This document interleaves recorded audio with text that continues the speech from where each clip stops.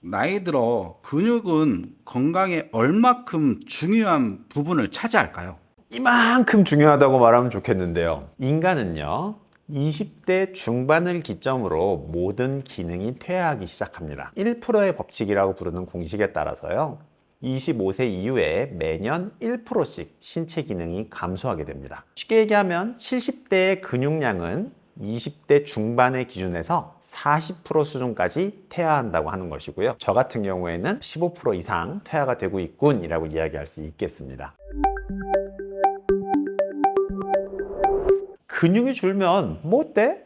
라고 생각하실 수 있지만 사실은 그렇지 않습니다. 근육은 인체 전반의 기능, 역할을 책임지는 핵심 요소이기 때문인데요. 우리 몸을 주관하고 동시에 뼈를 자극해서 튼튼하게 유지하도록 도와주게 됩니다. 체형을 유지하고 체온을 일정하게 하는 등 원활한 혈액순환을 유도하는 핵심 역할을 하고 있는데요. 심장, 폐, 신장, 우리가 흔히 말하는 오장육부의 모든 기관, 장기의 기능을 유지하게 하고 있습니다. 뿐만 아니라 면역의 기능, 기억력, 판단력에까지 영향을 미치고 있기 때문에 근육이 줄어들게 되면 말, 행동, 보행과 같은 운동 능력에 영향을 주게 되어 있습니다. 음식물을 삼키기 어렵습니다, 사례가 자꾸 걸립니다 라고 하는 연하곤란처럼 음식을 삼키는 기능 자체도 근육이 약화되면 떨어지게 되어 있고요. 이를 통해서 폐렴의 가능성이 증가하게 됩니다. 60대 이상, 70대 이상의 환자들이 폐렴에 대해서 굉장히 무서워하는 것들, 폐렴 걸리면 사망 확률이 높아지기 때문인데 이것도 근육의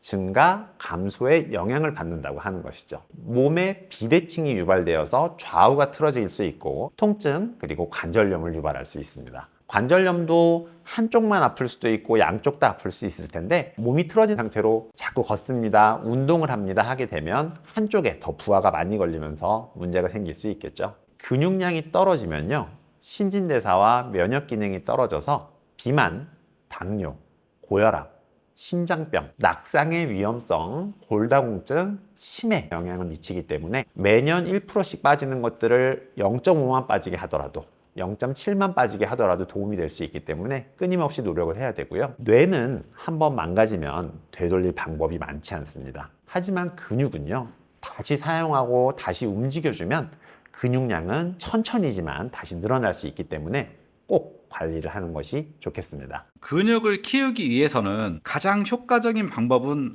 아무래도 운동이겠죠? 맞습니다. 단백질 섭취를 많이 하십시오, 아침에 계란을 2개 드세요 하는 것들도 굉장히 중요하지만 기본적으로 근력 운동을 해야 근육을 유지할 수 있습니다. 반대로 근력 운동을 아무리 열심히 해도 단백질을 비롯한 영양 섭취가 똑바로 되지 않으면 근육은 발달할 수가 없겠죠. 운동할게요 라고 하시면 제일 많이 하시는 말씀이 뭐냐면 걷기를 그렇게 열심히 하는데요 라고 하시거든요.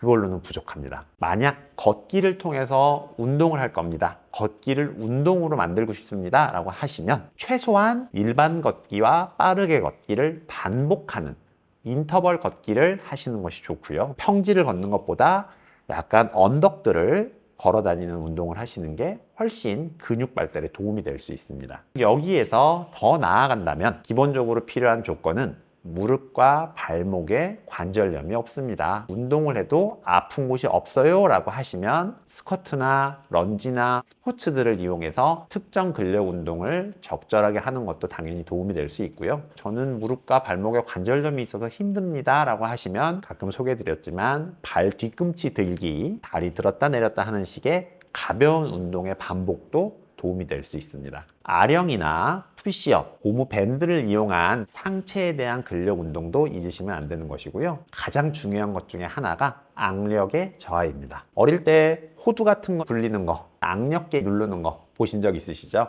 생각보다 악력은 굉장히 중요한 역할을 합니다. 악력을 강화하기 위해서 악력기, 물건을 움켜쥐는 연습, 철봉에 매달리는 연습들을 하시는 것들도 굉장히 좋은 방법입니다. 운동은 당연히 매일매일 해야 되겠죠?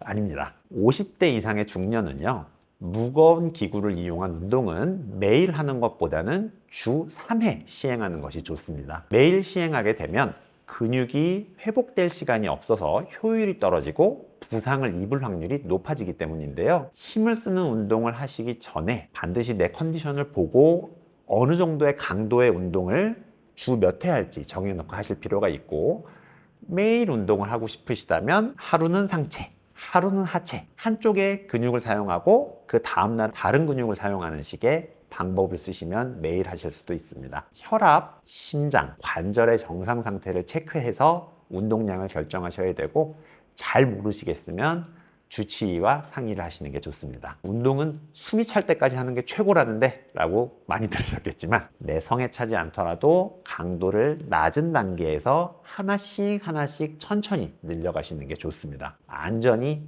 제일입니다. 운동을 이야기해 주셨으니까 아침, 점심, 저녁으로 근육을 키우기 위해 먹기 좋은 추천 반찬 알려주세요. 먹기 좋은 반찬, 근육량을 늘리는 데 도움이 될까? 국가표준 식품 성분표라는 것이 있습니다. 100g 단위에 무슨 단백질이 얼마나 들어있나 라는 것들을 이야기를 하는데요. 아침마다 달걀 2개 드시면 좋습니다 라고 하는 이유가 단백질이 100g당 13.49g이 들어있기 때문입니다. 고단백 저지방이라고 볼 수 있고, 운동하는 사람들이 모두 좋아하는 닭가슴살에는 단백질이 23g이 들어있습니다. 소고기에 24g, 돼지고기에는 15.6g이 들어있는 것을 생각하면 닭가슴살은 정말 비용 대비로 효율이 좋은 음식이기 때문에, 돼지고기와 같은 붉은 적색육이 아니라 하얀색 고기이기 때문에 여러모로 도움이 될 수 있습니다. 생선에도 많은 단백질이 포함이 되어 있는데요. 고등어의 경우에 100g당 20g이나 들어있기 때문에 닭가슴살에 비해서 절대 떨어지지 않습니다. 생선 좋아하시는 분들 많이 드시는 것도 좋고요. 과거부터 고기를 먹기 어려운 때에 먹었던 식물성 단백질, 콩에는 100g당 36g의 단백질이 들어있습니다. 와, 우리 닭가슴살보다 더 많이 들어있죠. 한 가지 단점이 있습니다. 동물성보다는 흡수율이 조금 낮아요. 충분한 양을 섭취하는 게 도움이 될 수 있고요.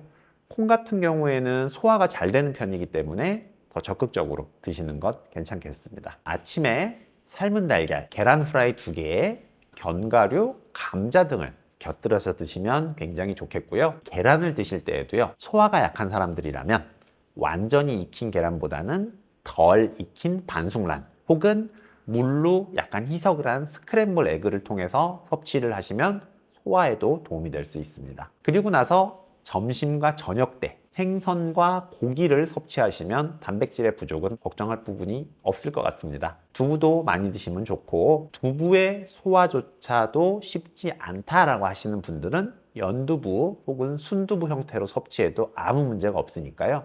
조리는 편한 방법대로, 두부의 종류도 편한 대로 고르시면 되겠습니다. 제가 한 가지 정도 더 팁을 드리면요, 근육 운동을 할 때 폴리페놀이라는 성분이 굉장히 도움이 많이 되는데, 해양 폴리페놀, 감태, 식물성에서는 아몬드, 반찬을 만드실 때 감태나 아몬드를 넣어서 만들면 최고의 반찬이 될 수 있습니다. 폴리페놀 자체는요, 항산화 기능, 항염증, 면역 증진, 혈액순환과 수분 조절 기능이 있고요, 신체 조성 조절 기능이라고 해서 근육을 만들어내는 것에 도움을 준다라고 하고 있기 때문에 폴리페놀 섭취 굉장히 좋습니다. 오늘은 노년기의 근육 유지, 근육 강화 얼마나 중요한지 알려드렸습니다. 1%의 법칙 잊지 마시고 열심히 운동하시고요. 운동에 도움되는 음식, 폴리페놀, 감태, 아몬드, 생선, 고기, 두부 있었습니다. 오늘 내용도 여러분의 건강에 도움이 되었으면 좋겠습니다.